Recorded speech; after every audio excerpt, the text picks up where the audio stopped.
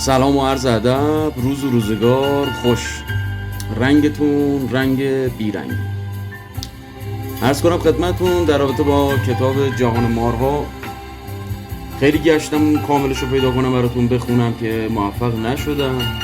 خودم هم توی رم دارم که اون رمه حالا نمیدونم به چه دلیلی بالا نمیاد و مشکل پیدا کرد، حالا کلی محتوا توشه که از بین رفت.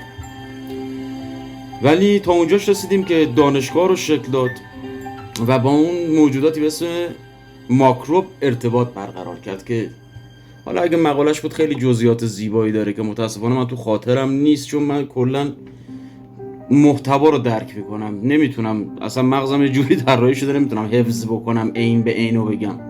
اون چیزی که همیشه به کارم میومده رو میفهمم، درکش میکنم و شاید به محتوای چیزی هم ذهنم اضافه و کم بکنه. حالا مدلم اینجوریه دیگه، شاید خیلی هم شبیه من باشه. دانشگاه رو که شکل داد یه اتفاق عجیبی تو دنیا افتاد که امروز ما همچنان تو همون مسیر داریم حرکت میکنیم و یه ساختاری به وجود آورد. یعنی چی؟ یعنی اینکه تو همون زمان رنسانس یه انقلابی هم تو سطح فهم آدم ها شکل گرفت که به مرور زمان هی قوی تر شد و امروزه یه چارچوبی ساخته. دانشگاه چه شکلی بودن؟ دانشگاه یه بستر خاصی داشت که آدم هایی رو، همین آقای جاندی وارد این حریم کرد که هم فکر خودش بودن یا نزدیک بودن.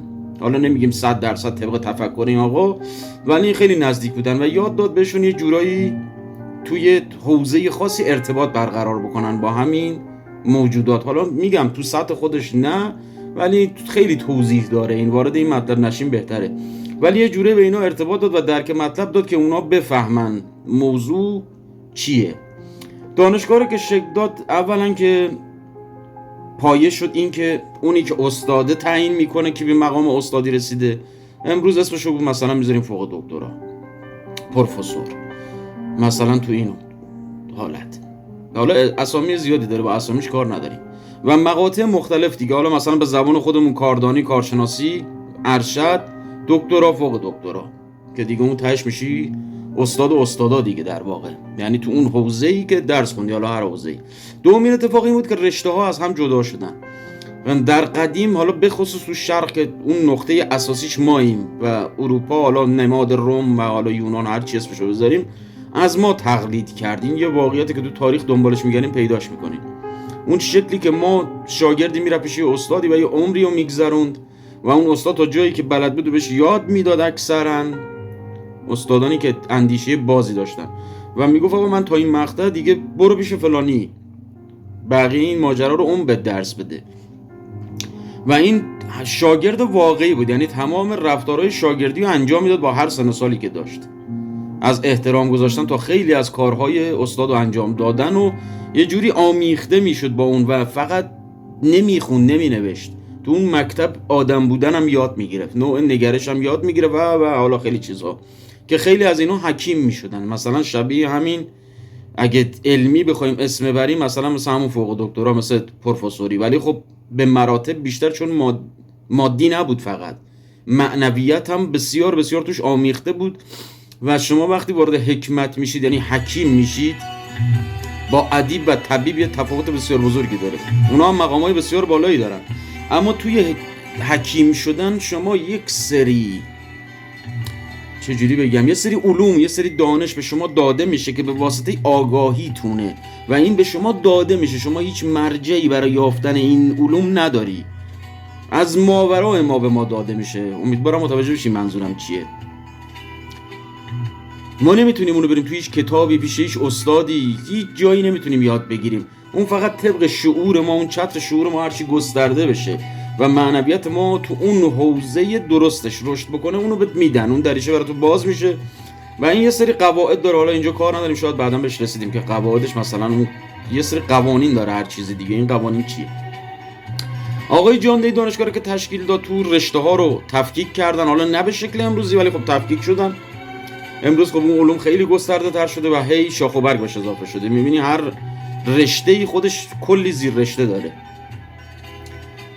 اینا رو از هم جدا کرد و به سبکی قرار داد برای اینها که آقا هر کسی میخواد بیاد اینجا درس بخونه، بیاد اینجا علم بیاموزه، که تو طبقات خاصی این اتفاق میافتاد. طبق ریتم اونا باید پیش میرفت دیگه. چیزی که امروز هم مرسومه دیگه، اون چیزی که به شما درس میدن ازتون امتحان میگیرن، نه اون چیزی که شما میفهمید یا دانش شما چقدر، اصلا ارتباطی نداره. اون چیزی که درس به عنوان درس از شما تست میگیرن و نمره بهتون میدن و همینجوری مراتب طی. ولی در گذشته این شکلی نبود، فهمیدنی بود، اصلا موضوع چیز دیگه ای بود، این شکلی نبود. ما رو مکانیکی تر کردن، ما رو قابل کنترل تر کردن، کاری کردن که ما توی چارچوب تفکری خاصی رشد بکنیم و از بالا به پایین خودشون به ما انتقال دادن هر چیزی که خواستن و امروز همچنان ادامه داره و اون انقلاب تو هر کشوری اتفاق میفته بارها و بارها و بارها، چون تاریخ دائم در حال تکرار شدن. همین 2-3 سال پیش تو کشور خودمون دیدید که یه سری از اساتید رو اخراج کردن، حالا به هر دلیلی، به هر شکل و به هر فرمی، اخراج، بازنشستگی، زود موعد، بازخرید و انگ، پرونده، هر فرمی. کاری با اون موضوع سیاسی مملکت خودمون ندارم و این تاریخ همه جا داره تکرار میشه.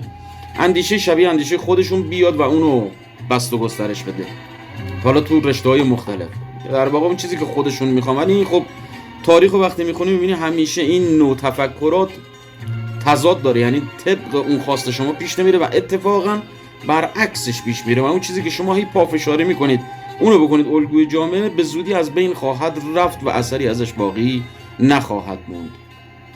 حالا بستگی داره تو کدوم جامعه، اون جامعه چقدر رشد کرده، آگاهی آدم‌ها تا چه سطحی، دانششون چه شکلی و کلی آیتم داره که من سوادشو ندارم بخوام توضیح بدم.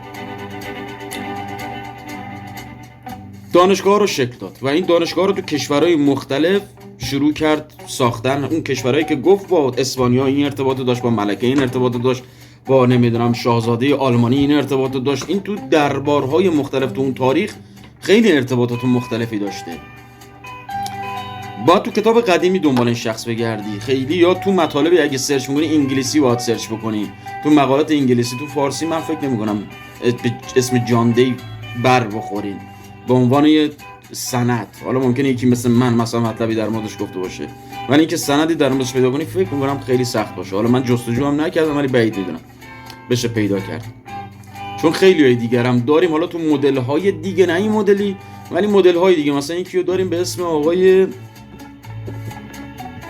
راج پیکر، اگه اشتباه نکنم کشیشه، اگه اشتباه نکنم